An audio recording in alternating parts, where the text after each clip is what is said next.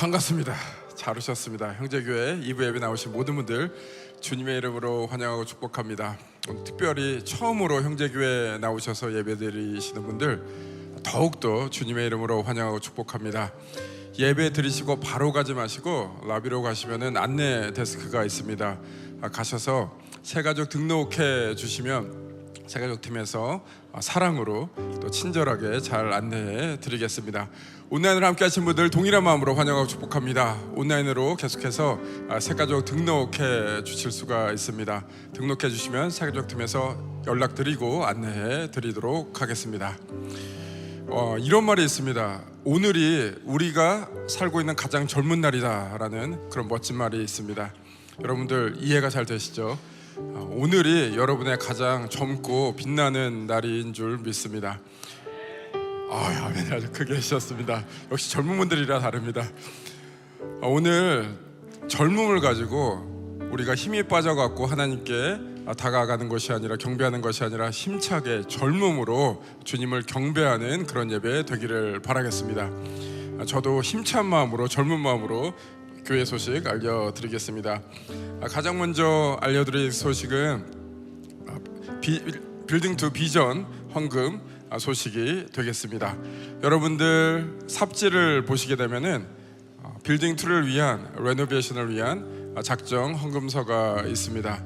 여러분들 저희가 단지 그냥 빌딩 2를 예쁘게 꾸미는 데 끝나는 것이 아니라 우리의 마음을 새롭게 하면서 함께 프로젝트에 동참하기를 바랍니다. 이 프로젝트를 통해서 형제교회가 주님 안에서 더욱더 힘있게 뻗어나가기를 바라면서 여러분들 작정해 주시길 바랍니다. 이번 주에 기도해 주시고요, 준비해 주시고요. 다음 주는 빌딩 2 가서 투어를 하면서 또 빌딩 2를 직접 볼 수 있는 그런 시간도 가지게 됩니다. 여러분들 이 공간은 단지 한 부사뿐만 아니라 어린이들 또 어르신들 또한 지역 사회를 위한 그런 공간이 되겠습니다. 여러분들 많이 동참해 주시기를 바라겠습니다. 다음 소식은 설립 54주년 연합예배가 바틀 캠퍼스, 벨브 캠퍼스, 또 다운타운 캠퍼스가 함께 드리게 됩니다. 9월 21일 오후 3시에 드리게 되는데요. 그래서 이날은 앞에 예배는 없고 3시에 함께 예배를 드리게 됩니다. 여러분들 기억하시고 미리미리 스케줄 준비해 주시기를 바라겠습니다. 다음 소식은 HCI 가을학기 등록 소식이 되겠습니다. 행복한 시간으로 여러분들을 초대합니다. 55세 이상 되시는 어떤 분들이든지 사인업 하실 수가 있습니다. 매주 토요일 오전에 모이셔갖고 배움과 또 즐거움과 또 행복을 나누는 그런 시간이 되겠습니다. 지금 로비에서 등록하고 있습니다. 많은 분들 등록해 주시기를 바라겠습니다. 다음 소식은 수요 여성 예배가 9월 3일부터 시작이 됩니다. 모든 분들 참여하실 수가 있습니다. 예배는 모든 분들 참여할 수 있지만 소그룹은 신청자에 한해서만 참여하실 수가 있습니다. QR코드를 통해서 미리 소그룹에 등록해 주셔서 활발하게 참여 부탁드리겠습니다.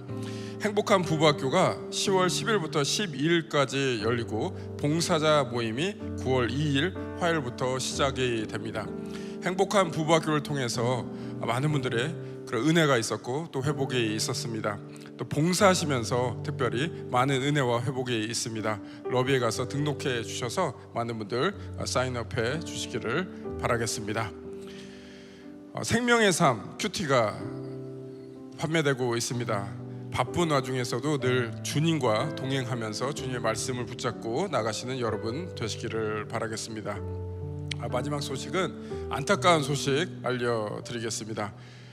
고 어현숙 지사님께서 67세의 나이로 소천되셨습니다. 또한 고 곽춘자 권사님께서 84세의 그 나이로 소천되셨습니다. 곽춘자 권사님 천국 환송 예배는 9월 13일 토요일 오후 5시에 형제교회 비전홀에서 열리게 됩니다. 남은 유족들 여러분들께서 위로해 주시고 또 기도해 주심으로 또 슬픔을 잘 극복할 수 있도록 함께 여러분들 주님의 마음으로 다가가 주시기를 바라겠습니다. 나머지 광고는 여러분들 주보와 웹사이트를 참고해 주시기를 바랍니다. 이제 자리에서 다 일어나셔서 저희가 마음을 모아서 한 공동체로 한 마음으로 주님께 다가가겠습니다. 주님 감사합니다. 주님 찬양합니다. 오늘 이 자리에 주님의 부르심에 응답하면서 함께 한 마음으로 한 공동체로 주님께 다가가며 주님을 경배합니다. 오늘 예배가 우리가 기뻐하는 예배가 아니라 주님께서 기뻐하는 예배 되게 하여 주시옵소서. 오늘 예배를 통해서 오직 주님께서 홀로 영광받아 주시옵소서. 오늘 예배를 통해서 오직 주 예수 그리스도만 높아지는 그런 예배 되게 하여 주시옵소서.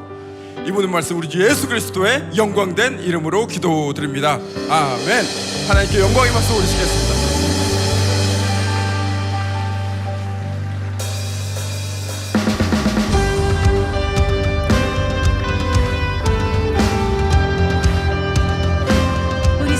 빛이 되시며 소망 되신 주님을 함께 찬양하도록 하겠습니다.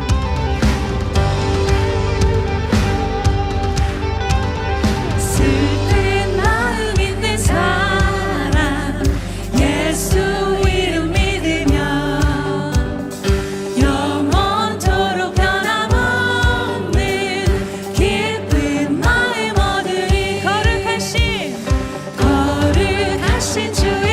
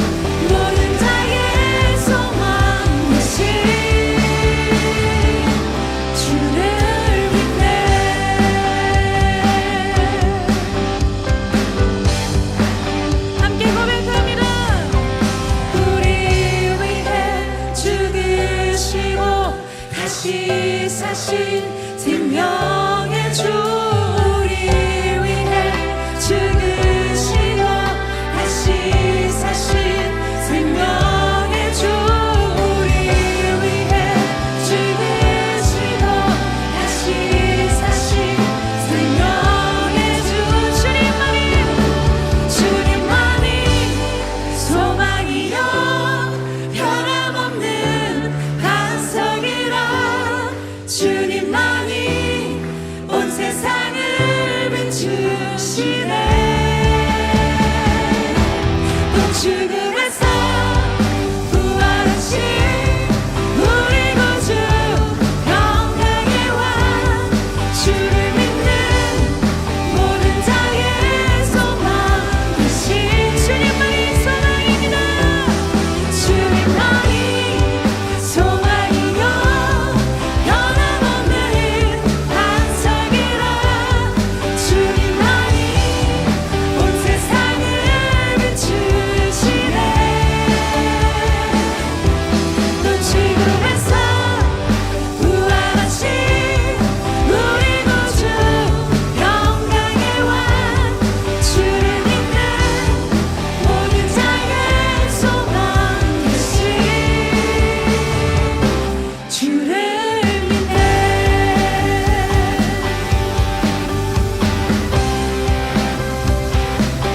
주를 믿네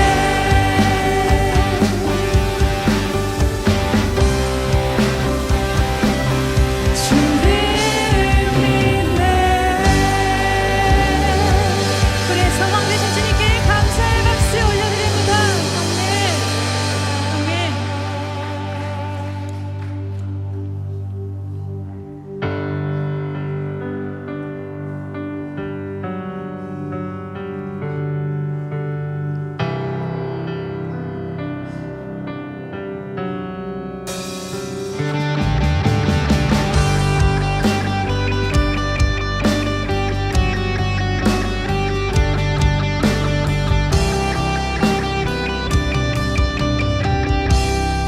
어둠 속에 아무것도 보이지 않아도 주님의 약속을 잊을 때에도 주가 붙드시기에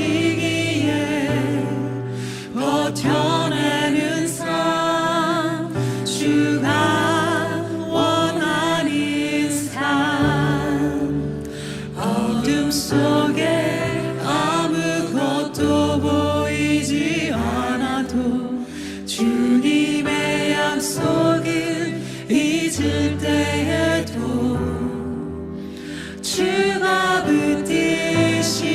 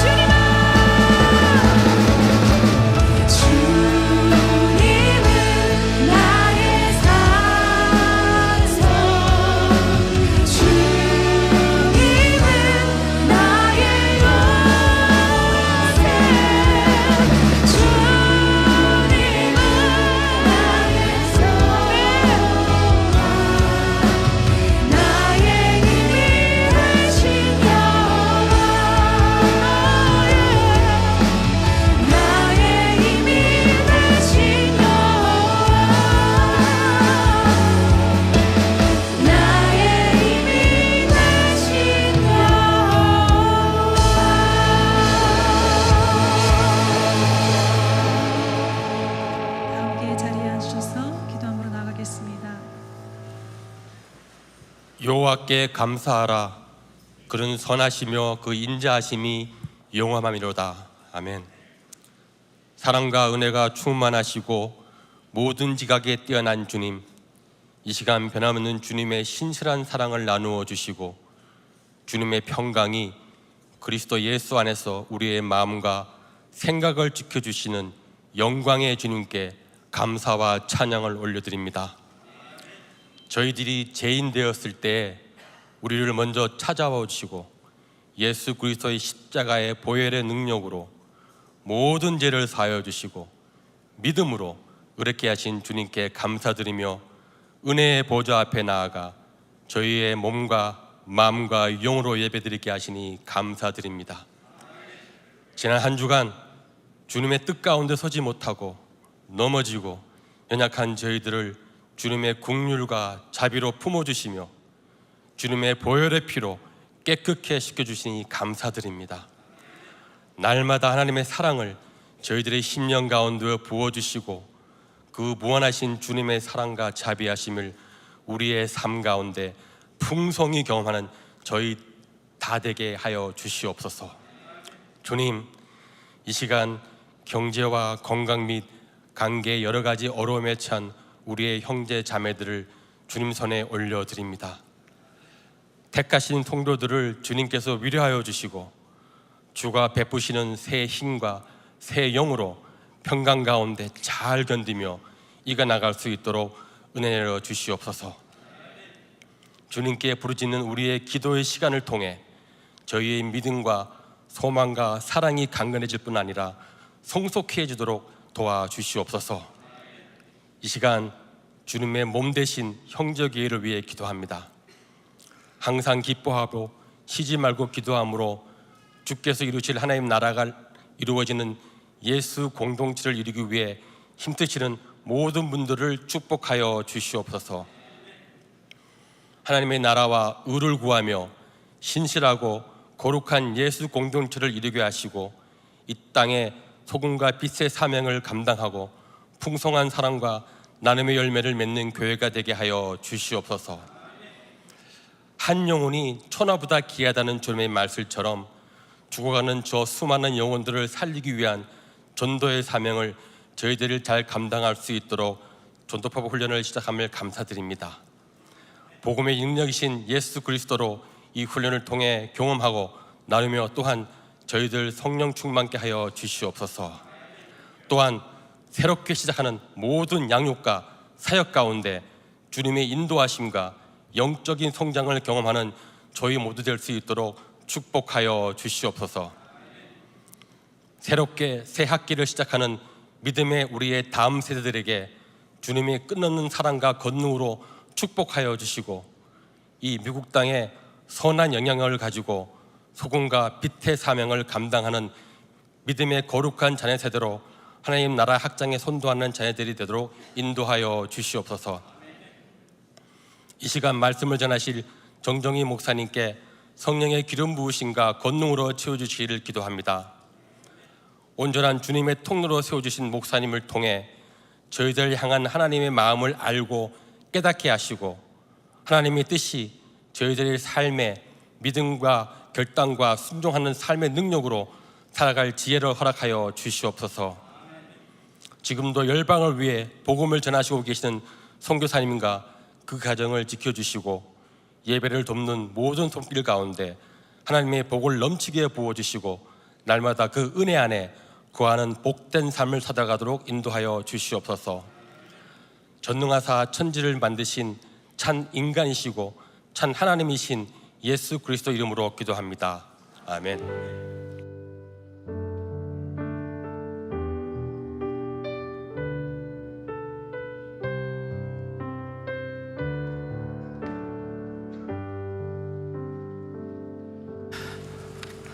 할렐루야.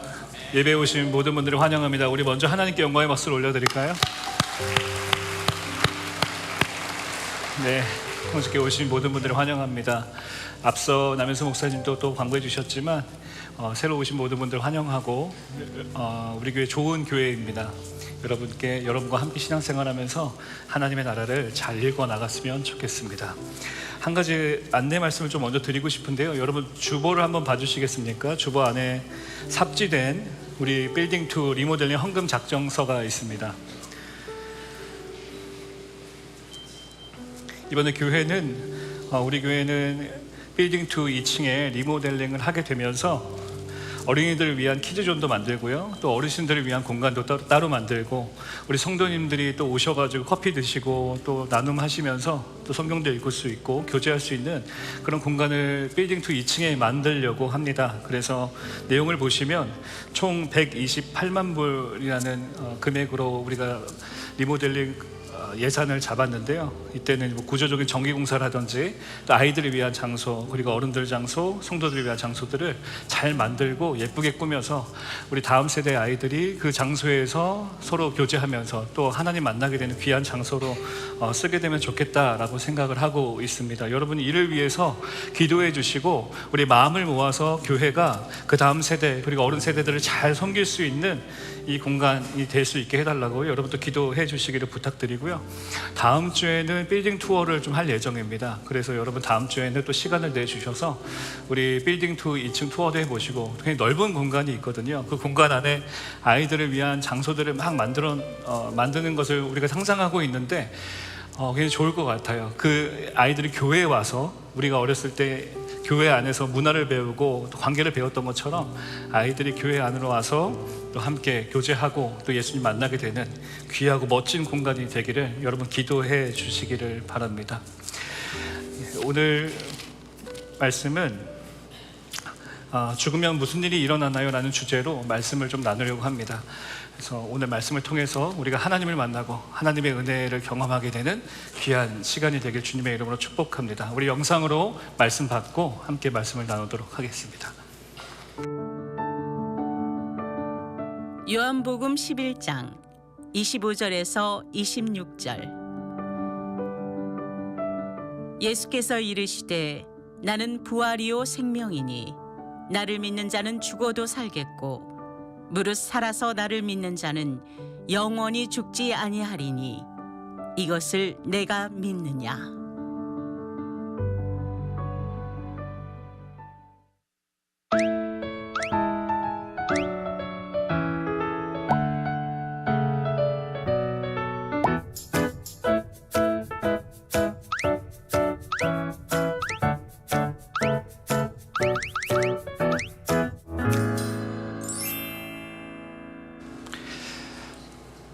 전도서 3장 1절에서 2절 말씀을 제가 여러분께 먼저 설교 시작 전에 읽어드려 보려고 합니다. 범사에 기한이 있고 천하 만사에 다 때가 있나니 날 때가 있고 죽을 때가 있으며 라는 구절이에요. 성경은 인간이 유한한 존재임을 분명히 말하고 있습니다. 우리 모두는 죽음을 향해 걸어가는 존재들이죠.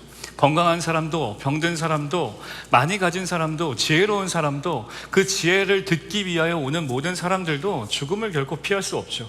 그래서 많은 이들이 긴 세월 동안에 죽음 이후에는 무슨 일이 일어나는가, 죽음은 인생의 끝인가, 모든 시간의 끝인가, 아니면 또 다른 시작이 있는가 라는 질문을 해왔습니다. 여러분들께서도 이 질문을 아마 해보신 적이 있을 것이다 라고 생각이 듭니다. 예수 그리스도를 믿는 우리, 천국 소망을 믿음으로 고백하는 우리이지만 때때로는 우리의 마음이 흔들릴 때가 있잖아요. 특히 내가 질병으로 고통받을 때, 사랑하는 사람이 죽음 앞에 서 있을 때, 죽음을 앞두었을 때 우리는 이 질문에 대하여서 아주 깊이 마주하게 되는 것이죠.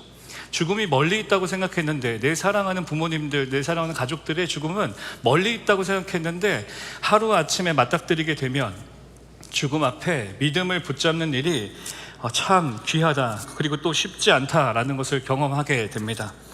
오늘 본문 속에 마르다 역시 사랑하는 오라비를 잃는, 먼저 떠나보낸 장면이 성경에 기록되어 있어요.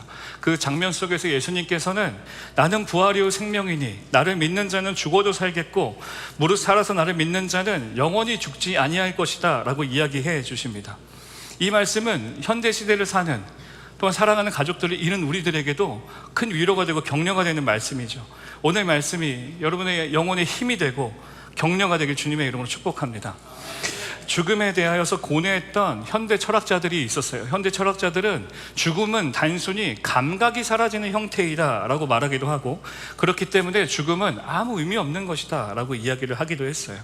죽음은 단순히 없음의 상태가 아니고 무의 상태가 아니라 좋은 삶의 가능성을 박탈하는 악이다 라고 표현을 하는 사람도 있었습니다. 또 어떤 이는 죽음은 무의 상태로 돌아가는 것이기 때문에 두려워할 이유가 없다, 우리가 무에서 나왔고 다시 무로 돌아간다라는 것이죠. 불교는 이렇게 이야기하고 있어요. 불교는 죽음이 끝이다 라고 이야기하지 않습니다. 업이라는 것이 있는데 업에 따라 다시 태어나게 되고, 어떤 사람들은 사람으로 태어나고, 어떤 사람들은 짐승으로 태어나고, 어떤 사람들은 지옥에서 태어나기도 하고, 또 어떤 사람은 천상에서 태어나기도 한다라고 이야기합니다. 깨달음을 얻지 못하면 윤회의 수레바퀴에서 벗어날 수 없는 것이 불교가 말하고 있는 구원이에요. 결국 죽음 이후에 일어나는 모든 일은 내가 어떻게 살아냈느냐, 내가 어떻게 노력을 하고 있느냐에 달려 있다는 것이죠. 그렇다면 성경은 죽음과 구원에 대해서 무엇이라고 이야기하고 있습니까? 히브리서 9장 27절 말씀을 함께 읽어보도록 하겠습니다. 함께 읽겠습니다. 한 번 죽은 것은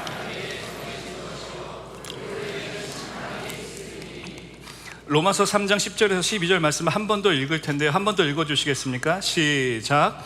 기록된 바 의인은 없나니 하나도 없으며 깨닫는 자도 없고 하나님을 찾는 자도 없고 다 치우쳐 함께 무익하게 되고. 성경은 사람은 반드시 죽을 것이다, 그 이후에 심판이 있을 것이다 라고 이야기합니다. 또한 의인은 없고 선을 행하는 자도 한 사람도 없다라고 직언을 하고 있죠. 더 나아가서 영생을 얻을 수 있는 사람은 이 땅에 단 한 명도 없다라고 성경은 이야기해요. 누군가의 희생 없이, 누군가의 도움 없이, 누군가의 보호 없이 인간은 구원을 얻을 수 없다라고 성경은 우리에게 말하고 있는 거예요. 그래서 성경의 대안이 무엇인가? 성경의 대안은 무엇이냐면 주 예수를 믿으라, 그리하면 너와 내 집이 구원을 얻을 것이다 라고 선포하는 것이죠. 예수만이 죽음을 이기시고 부활하심으로써 예수만이 유일한 구원의 길이다 라고 선포하고 있는 거예요. 제가 여러분께 지금 큰 두 갈래를 말씀을 드렸어요. 첫 번째는 인간의 노력과 업에 기대어서 스스로 구원의 길을 찾는 것입니다. 이것은 끝없는 윤회의 바퀴 속에서 벗어날 수 없고 누군가에게 의지할 수도 없을 뿐더러 스스로 자신의 열반을 자기가 책임져야 되는 것이죠. 다른 하나의 길은 나의 노력과 성과에 따라 결코 구원을 얻지 못하는구나 라는 것을 알아서 오직 주 예수 그리스도의 향한 믿음으로 죽음을 넘어서 영원한 생명으로 들어가는 것, 이 두 길이 있다는 것이죠. 정리하자면 한 길은 네가 어떻게 살았느냐라고 이야기하고, 또 다른 한 길은 네가 누구를 믿고 있느냐라고 이야기를 하는 것입니다. 우리가 믿는 예수 그리스도, 그분은 누구십니까? 구원의 길이세요. 진리이십니다. 부활을 주시는 분이세요. 아멘 하시죠? 부활을 주시는 분입니다. 단순히 부활을 주신 분이 아니라 바로 그분이 부활 생명 그 자체이신 것이죠. 나의 노력으로 구원을 얻기 위해 애쓰는 인생이었다면, 우리가 예수를 만나고 예수를 믿으면 그분의 의를 힘입어서 그분 앞에 나아가면 그분의 의가 나의 의가 되고, 그분의 희생이 나의 약속이 되고, 그분의 희생이 나의 자랑이 되어서 우리는 구원을 얻게 될 수 있는 것입니다. 우리의 신앙 고백이 때로는 미약해 보일 때가 있죠. 우리의 신앙이 약해 보일 때가 있어요. 그래도 하나님은 아들 예수 그리스도를 믿는 우리에게 값없이 구원을 주셨고 천국 본향으로 인도해가 주실 것입니다. 성경은 예수님의 재림의 때와 또한 성경은 천국이 어떤 모습인가라는 것을 설명하고 있습니다. 데살로니가 전서 4장 16절에서 17절까지 말씀 한 목소리로 한 번 더 읽어보겠습니다. 주께서 호령과 천사의 소리와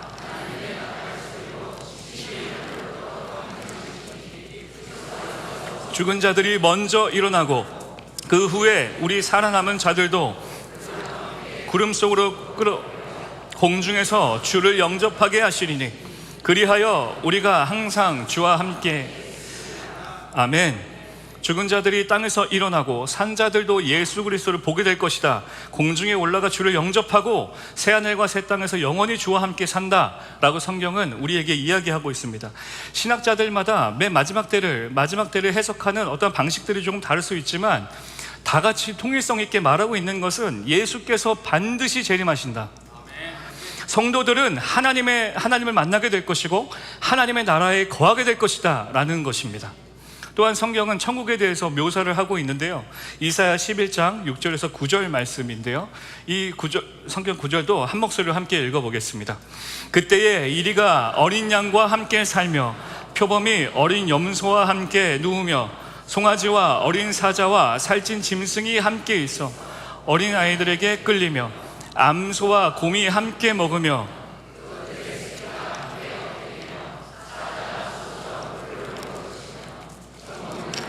독사의 구멍에서 장난하며 젖된 어린아이가 독사의 굴에 손을 넣을 것이라. 내 거룩한 산 모든 곳에서 해됨이 없고 상함도 없을 것이니 이는 물이 바다를 덮음같이 여호와를 아는 지식이 세상에 충만할 것임이니라. 아멘. 여러분, 이 성경 구절을 읽으시니까 생각나는 찬양이 있지 않으세요? 어린 시절에 유년주일학교에서 많이 불러보지 않으셨어요? 사자들이. 이게 설교하다 찬양을 하는 게 되게 민망한 일이군요, 이게. 여러분 기억나시죠? 이 구절에 대해서, 이 구절로 만든 찬양이에요. 이 본문이 기록된 당시에는 이 시대적 배경이 무엇인가, 정치적으로 불안함과 전쟁으로 인해서 백성들이 고통받고 억압받고 있는 때였어요. 그래서 그들이 기다리는 메시아에 대한 기대감을 잃지 말고 불안한 시기를 이겨내고 하나님을 바라라 라는 의미로 이 구절이 기록되었던 것이죠.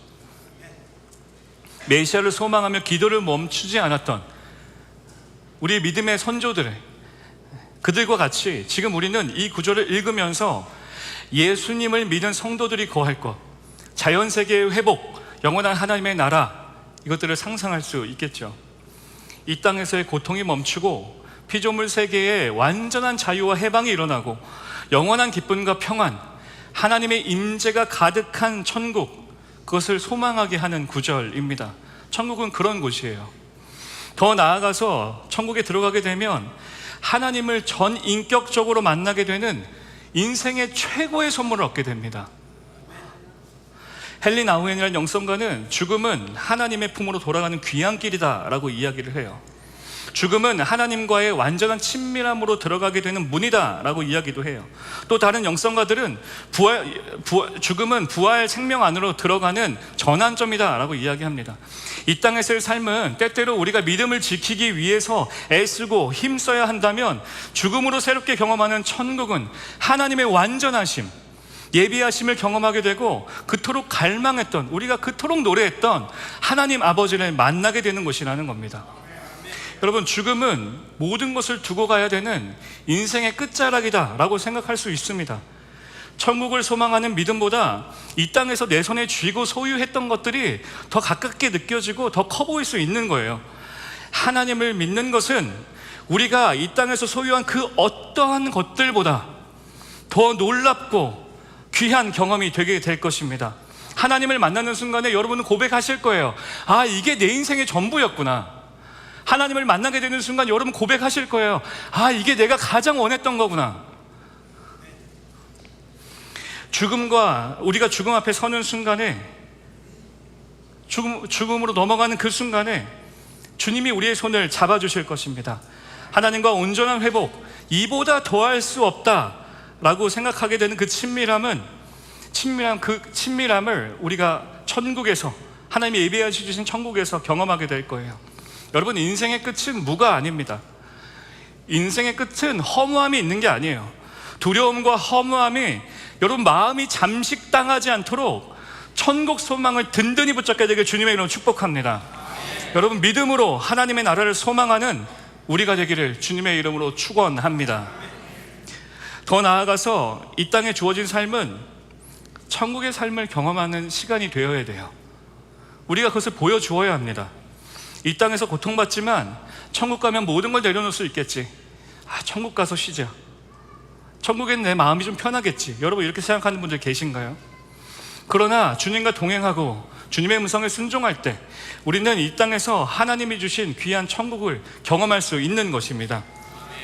사랑하고 격려하고 함께 있어주고, 여러분 이것을 가장 잘 실현하고 연습할 수 있는 공간이 어디입니까? 교회입니까? 아닙니다. 여러분 가정이에요. 부부관계에서, 자녀와의 관계에서 여러분 천국을 경험하고 계십니까? 여러분 아멘 하셔야 됩니다. 다시 할게요. 부부관계에서, 자녀와의 관계에서 여러분 천국을 경험하고 계십니까? 한 인터뷰 영상을 봤어요.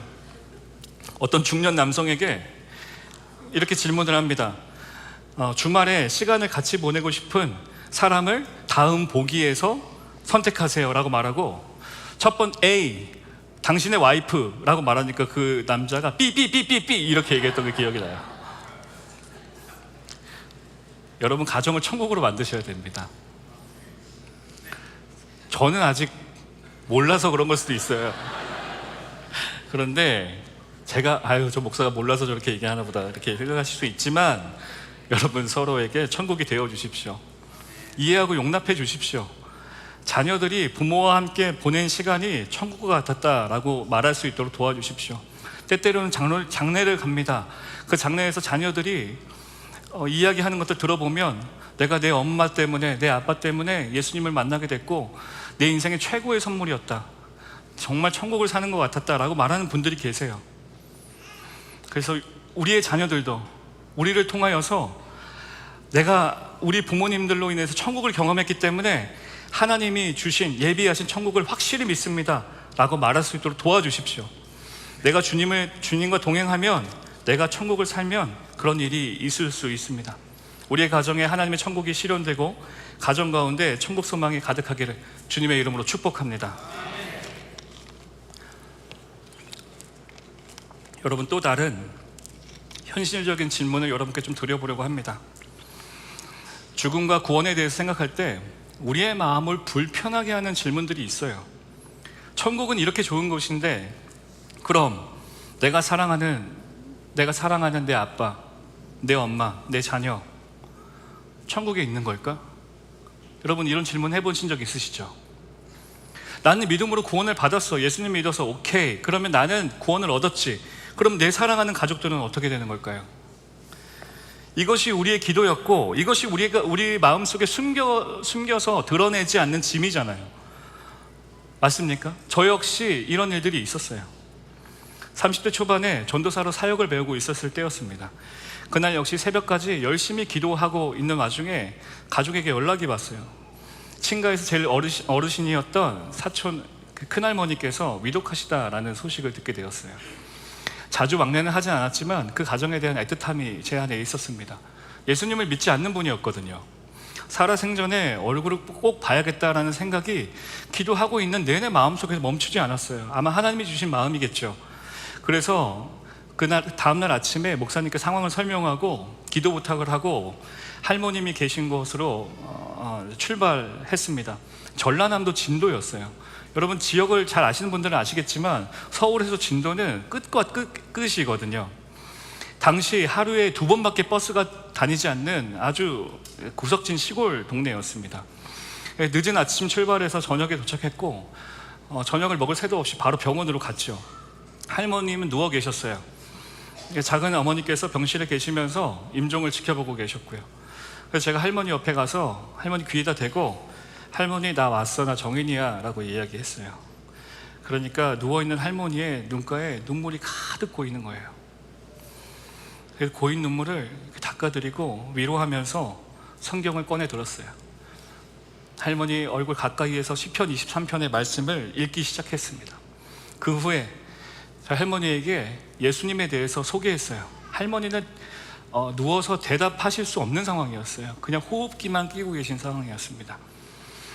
할머니께 예수님에 대해서 소개하고, 영접 기도를 할 테니까 할머니 속으로 따라하세요 라고 얘기하고 영접 기도를 띄엄띄엄 해서 기도를 했어요. 기도했고 저도 울었고 할머니도 울었습니다. 가쁜 숨밖에 내쉬지 못하는 그 할머니를, 누워 계신 할머니를 보면서 내가 할 수 있는 것이 아무것도 없었어요. 그저 복음을 전하는 것밖에 없었습니다. 하나님의 자비를 구하며 울면서 기도하는 방법밖에 없었어요. 그래서 할머니와 대화하고 머리를 쓰다마드리고 짧은 시간을 보내고 나서 그 다음날 아침도 또 서울에서 일이 있다 보니까 늦은 차를 타고 목포로 올라갔습니다. 새벽 기차를, 목포로 올라가면서 새벽 기차를 예매했어요. 그리고 새벽 기차를 타기 그 전 이른 시간에 할머님이 돌아가셨다는 이야기를 들었어요. 장례를 참여하지 못하고 서울로 올라갔습니다. 올라가는 기차 안에서 우리 가족을 향한 하나님의 선하심과 긍휼, 자비 얼마나 놀라운가.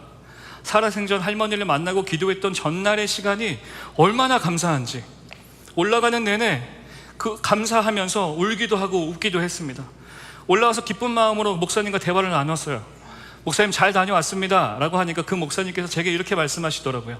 정전도사 잘 다녀와서 수고했네. 그런데 나는 할머님이 구원받았다라고 생각하진 않아. 하나님이 정전도사 삶을 불쌍히 여겨주시고 정전도사님이 찬양 인도할 때, 사역할 때 마음 어지럽지 말라고 하나님께서 선물로 주신 시간 같아. 그러니까 감사하며 사역해 라고 얘기하시는 거예요. 우리 가정에 행하신 하나님의 인도하심, 하나님의 일하심 너무 감사했는데 그 병상에 누워있던 할머니의 구원에 대해서 목사가 이렇게 무례하게 말할 수 있는가? 그 사람이 목사가 맞는가? 이런 생각에 막 화가 나고 너무 실망스러웠던 거예요. 그래서 구원에 대해서 생각을 하기 시작했어요. 여러분께 제가 질문을 드려볼까요? 저희 할머니는 구원받았습니까? 아니면 목사의 말대로 하나님이 하나님 자신을 위하여 내 사역에 편안을 주시기 위해서, 저를 위로하시기 위해서 그 장소에 제가 방문하게 하셨을까요? 여러분, 또 다른 일도 있었습니다. 강남의 한 교회에서 청년대학부 음악감독을 하고 있었을 때였어요. 매주 예배를 가르쳤고 음악을 가르쳤습니다. 그 교회 여름 수련회에 가서 찬양 인도도 열심히 했어요. 그날 그 장소에 참여했던 한 자매가 있는데 아버지가 알코올 중독자입니다. 어머니는 살 날이 얼마 남지 않은 암 말기 환자셨어요. 남동생도 있는데 남동생은 군에 들어가 있었어요. 그런데 남동생이 우울증인 거예요. 어머니가 병원 치료를 하셔야 되는데 아버지가 경제활동을 전혀 하지 못하니까 집에 있는 딸이 투잡, 쓰리잡을 뛰면서 병원비를 내야 했습니다. 딸이 애쓰고 그리고 병원에서 애쓰면서 병원비를 벌었던 상황 속에서 이 딸도 괴롭고 힘드니까 휴가를 잠시 내고 하나님 만나야 되니까, 기도해야 되니까 일을 휴가 내고 수련회 장소에 온 거예요. 어머니는 그 교회에서 아주 신앙이 좋다라고 이야기하셨던 분이라고 해요. 아주 본이 되는 신앙인이었어요. 그런데 덜컥 아프게 되니까 자식들에게 짐만 되는 내 모습이 너무 부끄럽고 창피하고, 자식들이 벌어온 돈으로 내가 병원비를 내야 되니까 자식 볼 낯이 없었던 거죠. 오랫동안 괴로워하시다가 스스로 삶을 끝냈다는 안타까운 소식을 듣게 됐어요. 그 집사님을 직접 보지 못한 저도 너무 안타깝고 충격적인 소식이었습니다. 그리고 나서 수개월 후에 군에 있었던 동생마저 우울증으로 시달리다가 스스로 목숨을 끊는 일이 일어나게 됐어요. 여러분, 그 가정에 수개월 동안 2번의 장례가 일어나게 된 거예요. 여러분, 이 어머니와 이 동생은 천국에 갔습니까? 이 모자는 여러분 지옥에 갔습니까? 여러분은 어떻게 답하시겠습니까? 저는 이 일을 경험하고 아주 매우 혼란스러웠습니다. 대학원 때 한 교수님과 스스로의 삶을 끝내는 것에 대해서 말씀을 드리고 이 1년에 이런 일들을 다 말씀을 드렸어요. 그러면서 교수님께 조언을 구했죠. 교수님, 저는 잘 모르겠습니다. 제게 답을 좀 주십시오 라고 하니까 교수님께서 제게 이렇게 대답을 하시더라고요. 전도사님, 지금 시대에 스스로 생을 끊는 사람들이 생각보다 많습니다. 안타까운 일이죠. 그렇게 외로움과 슬픔, 절망 그 안에 머물면서 거기서 벗어나기 위해서 그 사람들은 노력을 했을 것이고, 알게 모르게 주변 사람들에게 도움도 요청을 했을 거예요. 자살이라는 것이, 스스로 목숨을 끊는 것이 하루아침에 결정하고 하루아침에 일어나는 일이 아닌데, 전도사님, 제가 전도사님께 질문해 볼게요. 그렇다면 그 사람은 자살입니까? 타살입니까? 라고 저한테 오히려 질문을 하시는 거예요. 많은 생각을 하게 하죠. 믿는 크리스천으로서 많은 생각을 하게 합니다. 여러분, 저는 목사입니다. 목사가 제 직업이에요. 복음에 대해서 말하고 예수에 대해서 말하고 복음이 능력이 있습니다 라고 말해야 되고, 여러분에게 천국이 있다고 말해야 되고, 하나님의 상급, 하나님의 예비하심이 인생 가운데 있다라고 저는 이야기해야 하는 사람입니다. 고난 받지만 견디고 이겨내면 하나님의 상급이 있다라고 선포해야 되는 사람이에요. 그러나 그 반대에 대해서도 저는 말해야 됩니다. 여러분, 지옥이 있습니다. 여러분, 하나님의 심판이 있어요. 하나님과의 영원한 분리, 우리가 그토록 두려워하는 거, 여러분, 그 일이 있다니까요. 목사라고 불리는 저에게는 구원에 대하여, 천국에 대하여 앞선 내용과 같이, 일들과 같이 그런 상황에서 답을 해야 되는 상황이 생깁니다. 이런 어려운 질문을 받을 때 나는 도대체 뭐라고 대답을 해야 되나? 그럴 때마다 저는 이렇게 대답을 드리고 있어요. 여러분, 이것이 저의 신앙입니다. 먼저는 구원은 오롯이 하나님에게 있습니다. 우리는 우리의 가족의 삶의 아주 일부밖에 몰라요. 사랑하는 내 아버지가, 내 어머니가, 내 자녀가 죽음으로 넘어가는 마지막 호흡을 하고 있는 그때, 그 찰나에 하나님께서 어떠한 자비를 베풀어 주시는지 우리는 모릅니다. 우리가 아닌 또 다른 누군가를 통하여서 예수 그리스도의 복음을 들었을 수도 있어요. 하나님이 고통받는 당신의 자녀들에게 어떻게 자비를 베푸는지 우리는 알 수 있는 방법이 없습니다. 그 시간은, 그 공간은 오롯이 하나님이 주인 되시고 하나님이 하시는 시간이에요. 여러분, 보잘것없는 저를 만나주시고 불쌍히 여겨주셔서 이곳 시애틀까지 인도해 주신 나의 하나님이, 여러분의 하나님이 병상에 있던 우리 가족에게 동일하게 긍휼을 베풀어 주셔서 우리가 이해할 수 없는 방법으로 내 가족을 만나 주셨다, 구원해 주셨다. 여러분, 저는 그렇게 믿고 있어요. 성경은 하나님의 구원의 문이 좁다라고 이야기합니다. 그러나 저는 제가 생각한 것보다, 제가 지식으로 배운 것보다, 제가 읽었던 성경의 구절보다 하나님의 구원의 문이 넓다라고 믿고 있어요. 왜일까요? 여러분, 기억하셔야 됩니다. 하나님의 구원의 문이 넓지 않으면 저도 여러분도 그 누구도 지금 이 자리에 앉아 있을 수 없기 때문이에요. 우리가 어떻게 신앙생활을 하고 있습니까? 다른 사람들보다 먼저 믿음의 고백을 한 분들 여기 많으시죠? 괜찮은 신앙을 가진 분들 여기 많습니다. 상대적으로 다른 사람들보다 나은 형편에서 살고 있는 사람들 많아요. 그럼에도 불구하고 우리에게 다가오는 문제들에 힘겨워하면서, 여러분, 매 주마다, 매 때마다 믿음의 온탕, 냉탕을 왔다 갔다 하고 있잖아요. 우리 그러고 살고 있지 않습니까? 그래서 하나님께 도와달라라고 기도하고 계시지 않습니까? 우리가 그렇게 기도할 때 하나님이 우리를 외면하지 않으신다면, 하나님이 들으신다면, 응답하신다면, 그런 우리와 여러분마저도 구원을 해주시고 건지셨다면, 하물며 인생의 고통에 마음에 정들 곳이 없이 헤매이다 고립되어 버린 그들의 삶을 여러분, 하나님이 내버려 두시겠습니까? 하나님이 그들의 하나님이 되어주지 않으셨을까요? 우리 아빠 하나님이 그들의 마지막 호흡 때에 그들의 곁에 계셔주시지 않으셨을까요? 여러분, 누구도 알 수 없는 거죠. 누구도 답을 할 수 없어요. 반드시 기억하십시오. 여러분, 정죄는 더더욱 안 됩니다.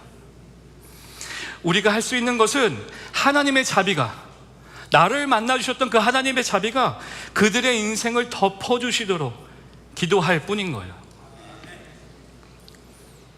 여러분, 제가 드린 이 말씀이 공감되는 분들이 여기 앉아 계실 거라고 저는 생각합니다. 복음을 전하지 못한 지난 시간을 죄책감으로 마음 한켠에 두면서 예수님 잘 믿는 척 그렇게 살았던 모습들 우리 안에 있지 않습니까? 이 죄책감이 신앙의 발목을 잡고 계신 분들 여기 혹시 안 계십니까? 여러분 부탁드립니다. 죄책감을 내려놓으십시오. 하나님의 선대를 믿으십시오. 하나님의 자비가, 하나님의 긍휼이 일하실 것이다. 내 인생에 그렇게 일하셨던 것처럼 누군가의 인생에도 그렇게 일하실 것이다라는 걸 믿으시기를 바랍니다. 내가 하지 못하는 것들에 대해서 씨름을 멈추고 우리에게 천국을 예배하게 해주신 하나님께 감사를 드리며 여러분 지금부터 복음을 전해야 하는 것입니다. 뙤약볕 아래에서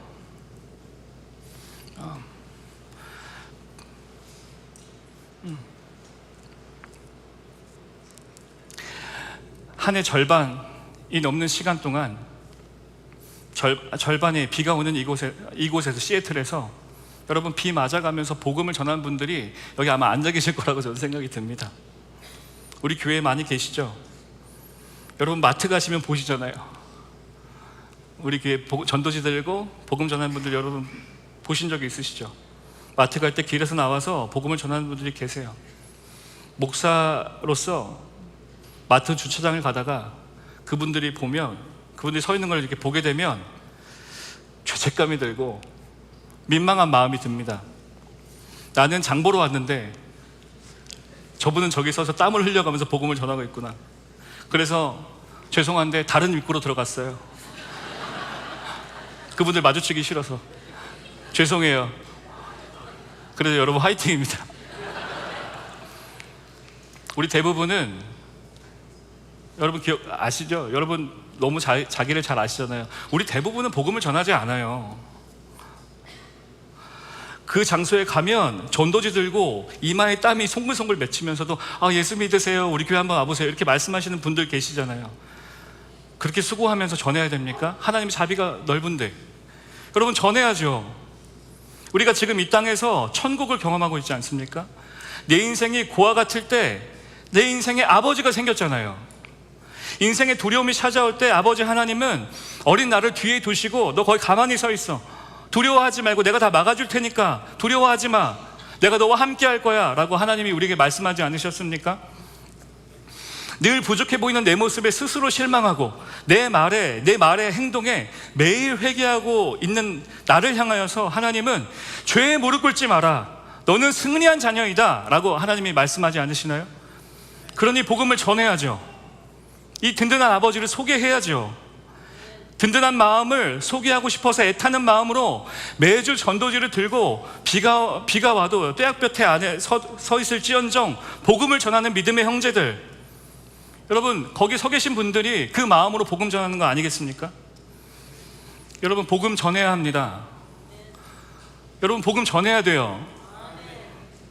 어디부터 전해야 합니까? 가정부터 시작해야죠.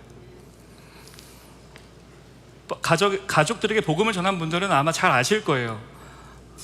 가족들에게 복음을 전하는 것이 얼마나 불편하고 얼마나 어려운 일인지 너무 잘 아실 것입니다.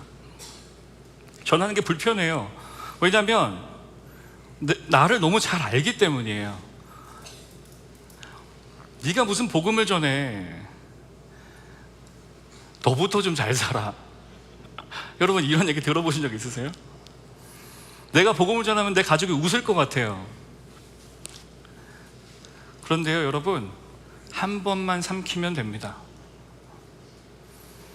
내 말로 복음이 우리 가족들이 예수 믿는 거 아니에요. 복음의 능력이 우리 가족들을 끌어내는 것입니다. 그리고 기억하십시오. 우리가 생각하는 그 최악의 시나리오는 그려지지 않아요. 두려움을 넘어가면 하나님께서 일해 주실 것입니다. 복음을 전하면 우리의 능력이 아니라 복음의 능력이 일해 주실 것이고, 우리의 선택이 내 사랑하는 사람들에게 인생의 최고의 선물을 주는 그런 복음을 전하는 선택이 될 것입니다. 여러분 말씀을 마무리하려 합니다. 이 땅의 수고가 마치면 우리는 하나님이 예비하신 집 천국으로 하나님이 우리를 인도해 주실 것입니다.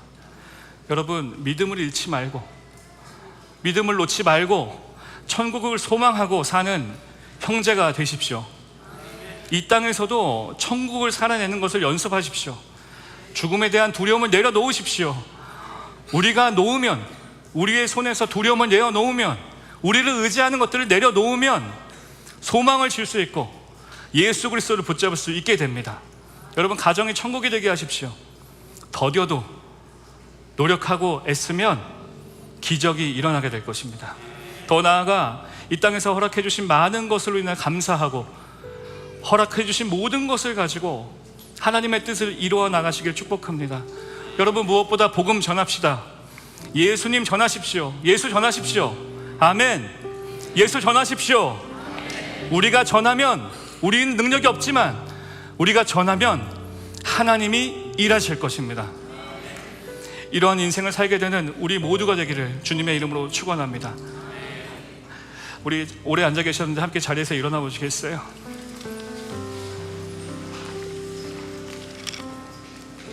제가 기도를 할 건데요,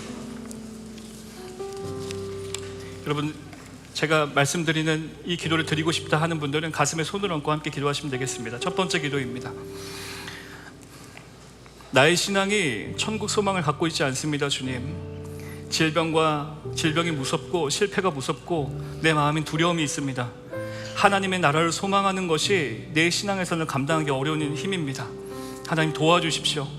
내 가정에 하나님의 천국이 임하기를 원합니다. 복음을 전하는 것이 마음이 어렵습니다 라는 마음을 가진 분들은 가슴에 손을 얹어 보십시오. 제가 여러분들을 축복하며 기도하겠습니다. 사랑하는 주님, 천국 소망을 갖게 되는 내가 되기를 바랍니다.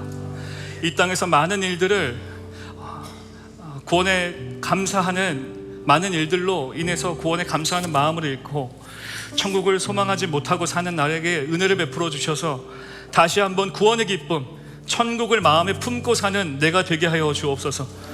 또한 질병과 실패로 인하여서 내 마음에 두려움이 가득합니다.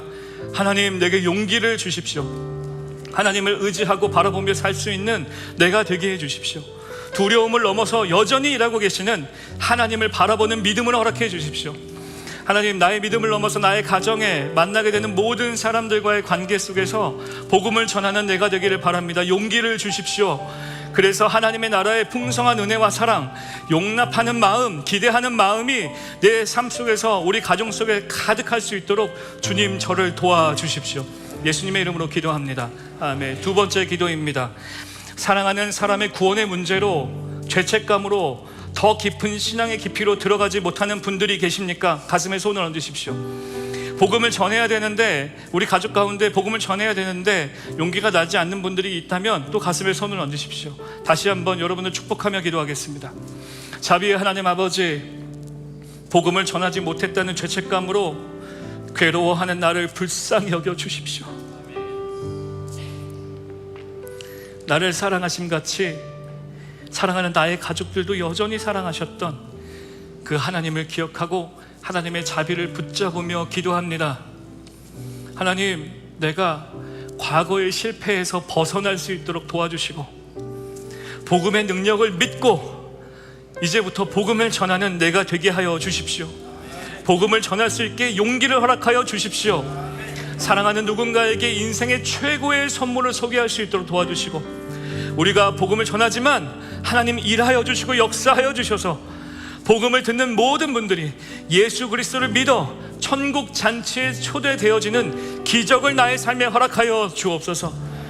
새 일을 행하실 하나님께 감사를 드리며 예수 그리스도의 이름으로 기도합니다. 우리 찬양하며 우리의 믿음의 고백을 주 앞에 드리도록 하겠습니다.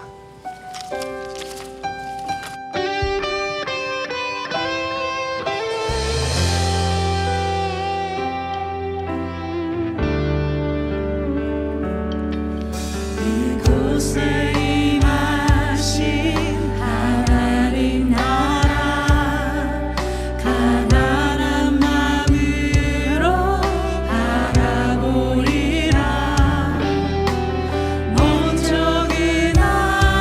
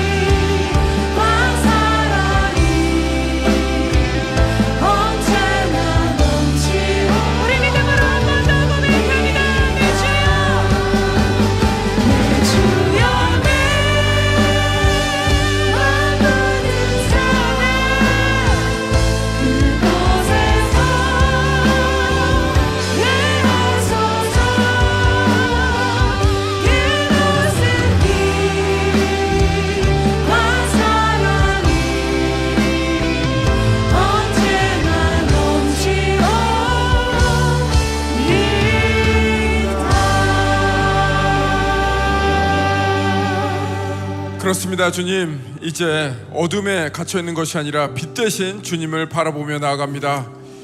이제 죽음의 두려움 앞에서 떠는 것이 아니라 죽음을 이기신 주님만을 바라보며 나아갑니다. 오늘 그렇게 결심하면서 우리의 시간을 드립니다. 오늘 우리가 준비한 그 물질을 주님 앞에 올려드립니다. 또한 우리의 삶을 주님 앞에 올려드립니다. 주님께서 기뻐받아 주옵소서. 이제는 우리 주 예수 그리스도의 놀라우신 은혜와 하나님 아버지의 그 크신 사랑과 성령님의 감화 감동 교통하심이 죽음의 두려움 앞에 떠는 그런 삶이 아니라 주님 안에서 천국의 소망을 가지고 나아가는 모든 성도들의 삶 위에 죽음을 이기신 주 예수 그리스도만을 전파하며 나아가는 형제교회와 주님의 모든 교회 위에 이제로부터 영원토록 함께 하실 것을 간절히 축원하옵나이다. 아멘. 살아계신 하나님, 역사하시는 하나님, 소리 높여 찬양하시겠습니다.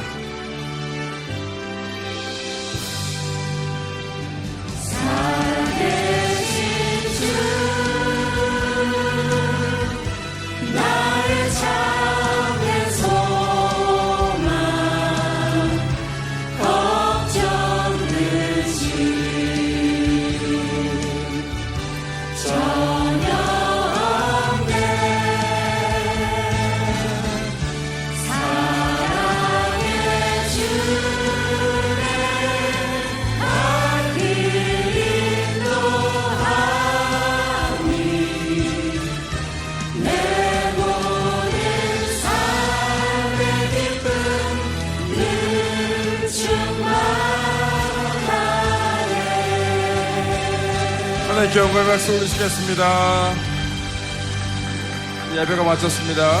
라비에 나가셔서 성도의 교제 아름답게 나눠주시길 바랍니다. 이번 한 주도 주님과 함께 힘차게 동행하는 한 주 되시기를 축복합니다.